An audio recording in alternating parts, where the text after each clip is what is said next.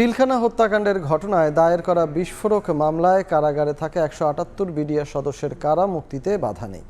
বিকেলে জামিনপ্রাপ্ত আসামিদের নাম প্রকাশ করেছেন ঢাকার বিশেষ ট্রাইব্যুনাল ২। এর মধ্য দিয়ে ১৬ বছর পর কারামুক্ত হচ্ছেন তারা। বিষয়টি নিশ্চিত করে আদালতের চিফ প্রসিকিউটর মোহাম্মদ বোরহানুদ্দিন বলেন, গত রোববার হত্যা মামলায় নিম্ন আদালত ও উচ্চ আদালত থেকে খালাসপ্রাপ্তদের বিস্ফোরক আইনের মামলায় জামিনের আদেশ দেন বিচারক। যাচাই বাছাই শেষে ১৭৮ জনের জামিন পাওয়ার তালিকা চূড়ান্ত করা হয়েছে।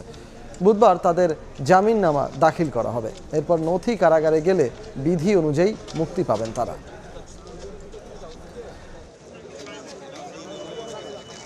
যারা খালাসপ্রাপ্ত এই দুইটা ক্যাটাগরি যেটা বললাম যে হাইকোর্টে তাদের যাবজ্জীবন করা হয়েছে এরকম, এবং বিস্ফোরক দ্রব্য মামলায় সুস্পষ্টভাবে যাদেরকে আইডেন্টিফাই করা হয়েছে এই গ্রুপ ছাড়া অন্যান্যদেরকে জামিন মঞ্জুর করা হবে, এটা তিনি ঘোষণা দিয়েছে। ১৭৮ জনের জামিন নামা কিছু ইতিমধ্যে আদালতে পৌঁছেছে এবং আমি যতটুকু অবহিত এটা আগামীকালের ভিতরে এখানে পৌঁছবে এবং মাননীয় আদালতের তরফ থেকে এই জামিন নামাগুলো জেল গেটে পাঠিয়ে দেওয়া হবে।